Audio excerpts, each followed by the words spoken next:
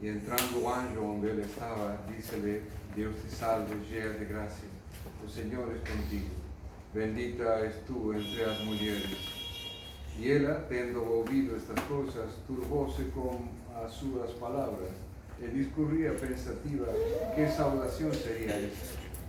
Y o anjo dícele: No temas, María, pois hallaste gracia diante de Deus. Eis que concebirás no teu ventre e darás a luz un filho, e porleás o nome de Jesús. Este será grande e será chamado Filho do Altísimo. Y el Señor Deus le dará el trono de su pai David, y reinará eternamente en la casa de Jacob, y su reino no terá fin. Y María dice ao anjo: ¿Cómo fará eso, pues yo no conozco varón? Y respondiendo o anjo dícele: O Espíritu Santo descerá sobre ti, y a virtud do Altísimo te cubrirá con su sombra. Y por eso mismo que el santo que ha de nacer de ti será llamado Filho de Deus. Es que también Isabel, tu aparienta, concibió un filho na sua velhice. A este es el sexto mes de que se dice estéril, pues a Deus nada es imposible. María dice: He aquí el esclavo del Señor, faça en mí según la tua palabra.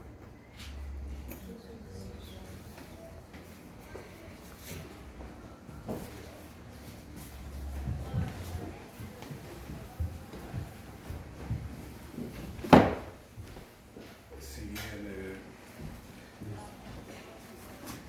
la fiesta del Santo Tercio fue hombre, no quería dejar de comentar esta fiesta tan importante del Santo Rosario, porque ella se da, si bien el Rosario es bastante anterior, es del siglo XIII, allá por el 1200, es que es Santo Domingo de Guzmán recibe la Santísima Virgen o Rosario. Santo Domingo de Guzmán, lembren que él estaba preocupado por el avance de la herejía albigense en el sur, especialmente en el sur de la Francia. Entonces le reza mucho a la Virgen pidiendo una manera de contrarrestar este avance que tenía la herejía sobre la verdad católica. Y es así que la Virgen se le aparece y le da el rosario con los 3 misterios, no 4, 3 misterios. Bien. Y entonces con esta arma es que Santo Domingo consiguió la reducción prácticamente de esta herejía, que después los albigenses son como una especie de antecesores del protestantismo. Bien, pero llegamos al siglo XVI, año 1570 concretamente. Y además del problema del protestantismo en ese siglo está el problema gravísimo del Islam. El Islam estaba continuamente tratando de invadir Europa y hacía estragos, especialmente en las costas de los países mediterráneos. Tenían una flota muy importante los turcos, los moros, y entonces invadían los pueblos perto de las costas, robaban a las mujeres y las llevaban a sus harenes, los jóvenes los hacían apostatar, y el que no apostataba los llevaban a veces a lo que se llamaban las galeras. Las galeras eran una cosa espantosa. Cuando tú lees la historia, ¿qué era ese castigo? Era una cosa terrible. ¿Por qué? Porque los prisioneros eran atados con cadenas a los remos de los barcos, para que remaran en los barcos. Y claro, con suerte le daban un poco de agua, un poco de alimento y pronto, y a seguir remando. Y hacían todas sus necesidades ahí. No los sacaban para ir al bañero ni cosas por el estilo. Y dicen que cuando pasaban estas galeras, el cheiro que dejaba, porque a veces incluso se morían ahí atados a los remos, y los dejaban ahí. Entonces, ir a galeras era una de las cosas más terribles que podían pasarle y generalmente eran los cristianos prisioneros que iban a hacer este trabajo brutal. Bien, Y entonces se da la circunstancia en que el Papa San Pío V recibe, ya farto, digamos, de ver las continuas acechanzas, brutalidades que cometían los moros contra los pueblos cristianos, es que empieza a gestar la idea de hacer una cruzada en contra, especialmente de la armada turca, de la armada morisca, que era con la que más daño hacían. Estamos año 1570 y en el mes de julio se produce, los moros ya habían tomado lo que habían reconquistado los cruzados católicos en lo que sería hoy el Líbano, Israel, etc. Y entonces los moros lo que querían era tomar la isla de Creta. Si se ubica en la isla de Creta, está enfrente a lo que sería más o menos el Líbano hoy en día. Entonces, y Creta era el último bastión católico que había en esa región. Y entonces el que estaba a cargo de esta isla era un gran capitán católico veneciano que se llamaba Marco Antonio Bragadino, Bragadino, sí. Y este Marco Antonio pidió por favor socorro a Europa para que le den apoyo porque estaba siendo rodeado por las barcas moras. Y claro, se le cortaba el abastecimiento de Venecia, de Italia, etc. Y entonces este Marco Antonio pide por favor tropas para defender la isla de Creta. El Papa San Pío V se entera de esta situación, pide a los príncipes cristianos que los ayuden. Y es una cosa interesante lo que sucede. Uno de los príncipes cristianos que dice, no, ahí yo no me meto, fue el rey de Francia, que es una vergüenza cada vez que uno lee esta cosa, porque el reino de Francia fue el primer reino católico. A Francia se la conoce como la filla directa de la cristiandad. Y fue el primer rey que dice, no, yo no voy a mandar tropas. ¿Y por qué no las va a mandar? Porque tenía acuerdos comerciales con los moros. Los moros hacían sus porquerías en el Mediterráneo e iban a abastecerse de alimentos, de agua, etc. al puerto de Marsella, al sur de Francia. Y este rey no entrega ni una espada para el combate contra los moros. Y eso a Francia le costó la Revolución Francesa. O sea, el rey de Francia es decapitado unos séculos después, entre otras cosas, por esa infidelidad a la Iglesia. Pero bueno, el que realle con el mayor número de tropas y de barcos fue Felipe II, el emperador de España, y Antonio Colonna, que era el jefe de los genoveses, y el duque de Venecia. Estos tres príncipes cristianos juntan lo que armaron, que fue llamada la Liga Santa. Eran creo que 250 barcos, fue una de las armadas navales más importantes. Creo que ni siquiera la armada de Normandía fue superada por esta.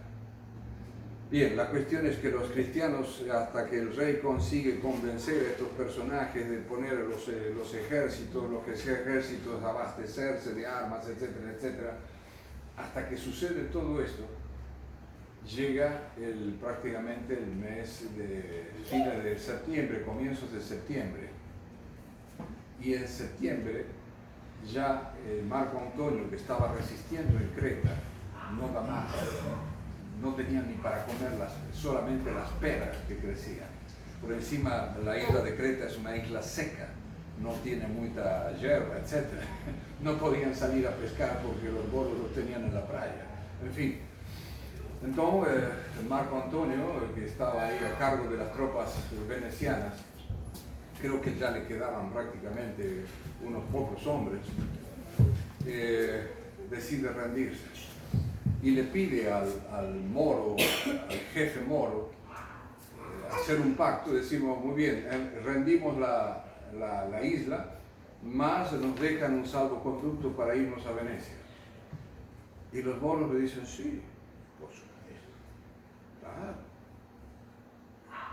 Y es más, el moro los invita a un banquete a los jefes cristianos que ficaban. Entonces, imagínense con el fome que tenía esta gente, aceptaron esta cosa. Dice que el moro presentó una mesa importante, con bastante comida, etc. Y cuando se sentan a la mesa, uno de los soldados empezó a chingar a la Santísima Virgen. Y este Marco Antonio no pudo con su genio y dice, para con esto, maldito. Y claro, el otro lo hizo a propósito y le cortó una orella a Marco Antonio y lo detienen, lo agarran entre varios y lo arrastran hasta el altar de la Catedral de Creta. Ainda hay restos de la Catedral de Creta. Y cuentan que en el altar empiezan a, ¿cómo se dice?, a tirarle la pel. Le tiran la pel en vivo. Yo no sé si alguna vez se tiraron un poquito de pel. Es un dolor espantoso. Y cuentan que los otros capitanes que estaban con Marco Antonio se estaban oleando este espectáculo, claro, por supuesto ya atados, etc. Y dicen que Marco Antonio gritaba, dicen, por favor, cuenten a Europa lo que están a hacer los moros, que esta gente no tiene palabra, etcétera, etcétera, etcétera. Y murió de dolor por Marco Antonio. ¿Y qué hizo el moro, que no lembro su nombre, gracias a Dios? ¿Qué hizo el moro? Con la piel de Marco Antonio, juntó, hizo como un boneco de la figura más o menos humana que quedó de la piel del querido Marco Antonio, y acompañó varios de sus capitanes, la llevaron a tierra firme y pasearon el boneco de este general católico como una burla de lo que hacían con los restos de un valiente católico que estaba. Y una vez que se cansaron de pasearlo por los países árabes, los mandaron el muñeco ese con los 2 o 3 capitanes que sobrevivieron y que los dejaron ir precisamente para que cuenten esta cosa. Y es así que los restos de la piel de este gran Marco Antonio están en una de las basílicas, la basílica de San Juan y San Pablo en Venecia. Bien, eso sucede a comienzos del mes de septiembre de 1571. El gran combate de Lepanto es el 7 de octubre, o sea, es a un mes de distancia de esa cosa criminal que hicieron los moros.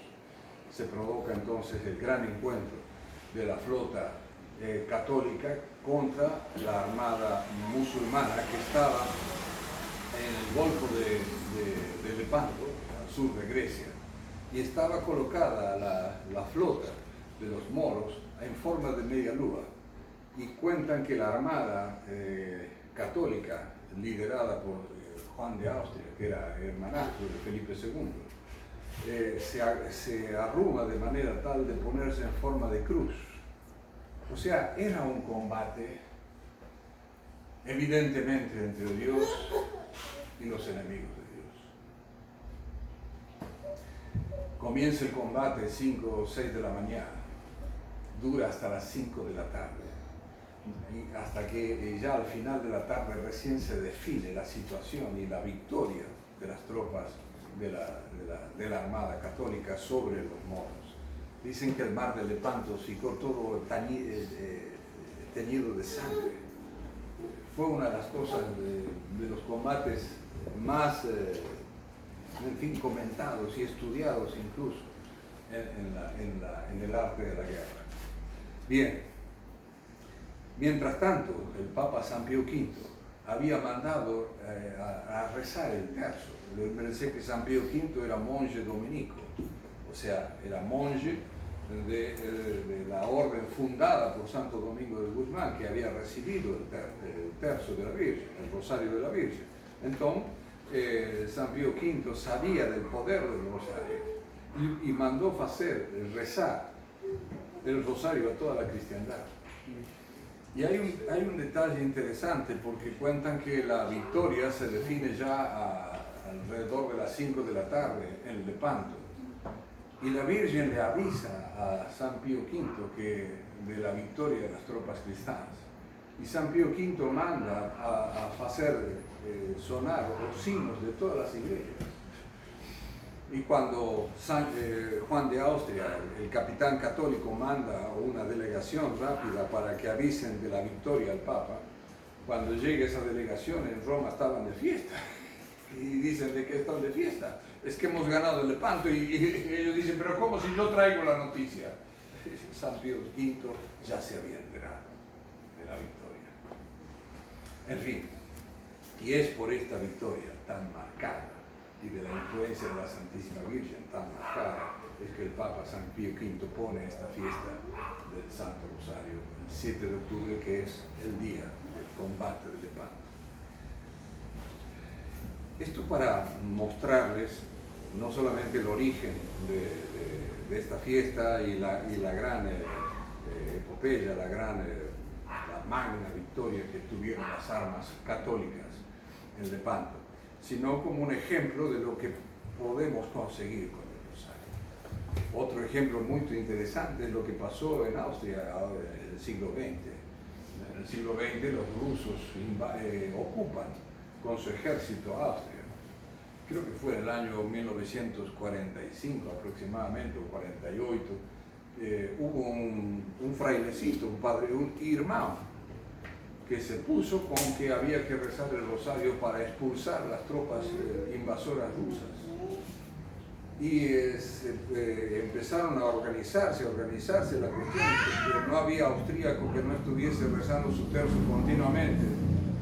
Y de un día para otro, los rusos, sin hoy en día dar una explicación, levantan su ejército y se retiran de Austria. Y Austria no tenía un ejército para amenazarlos a los rusos ni nada por el estilo. O sea, ¿cómo es que se fueron los rusos? La Virgen lo sabrá y un día nos lo contará. Y todas estas historias y tantas otras que podríamos contar es simplemente para lembrar de que durante este mes debemos preparar bien bonita la fiesta de Cristo Rey el próximo 30 de octubre. Porque es una fiesta, ese día va a ser un día muy especial. Y así como con el rosario conseguimos vencer a los moros, los austríacos, echar a los rusos de su nación, etc., nosotros tenemos que echar a este lixo que quiere tomar el gobierno de Nueva Brasil. No sé, supongo que ustedes habrán visto también un vídeo de un bandido satanista vanagloriándose de que se habían juntado varias sectas satánicas para hacer sus porquerías y conseguir el triunfo en la elección, en la votación del día 2. Me dio tanto enojo de esa gente. Que dice, no podemos dejar de combatir a esta gente. No podemos dejar de combatir al demonio. ¿Y con qué? Con lo que al demonio más le duele. La devoción a la Virgen, el Santo Rosario. No hay que esquecer que Dios le dice a la Santísima Virgen, a la mujer del Génesis, ella aplastará tu cabeza. Le dice a la serpiente. O sea, ella ¿quién? La mujer de la cual nació el Redentor. Entonces, si la Virgen consiguió tantos triunfos, es porque con el rosario podemos mucho, queridos fieles. Y lo que está en juego es terrible. Lo peor que creo que se puede uno imaginar es la corrupción de la infancia, que esta gentuza no tiene ningún empacho en decirlo abiertamente. Van a destruir la inocencia de los niños. van a provocar el aborto. Ontem estaba leyendo una frase de Chesterton muy interesante. Chesterton decía: a veces nos imaginamos que el demonio puede aparecer con cuernos y a una cauda y esas cosas. Y dice: no, sabemos que el demonio está en todo aquel que promueve el aborto. Y esta gentuza quiere imponer el aborto en esta nación. Y no lo vamos a permitir. No lo vamos a permitir. Entonces, querido Hayes, que no se nos caiga el tercio de las manos durante este mes especialmente, para que esa gentuza sepa quién es la Santísima Virgen y quién es Cristo Rey. Entonces, a rezar, a ser firmes. Terminada la misa, vamos a exponer al Santísimo y rezaremos los misterios de gloria, para que en nuestra nación Cristo reine, María reine, y así podamos salvar nuestras almas y la de muchas generaciones. Ave María Purísima.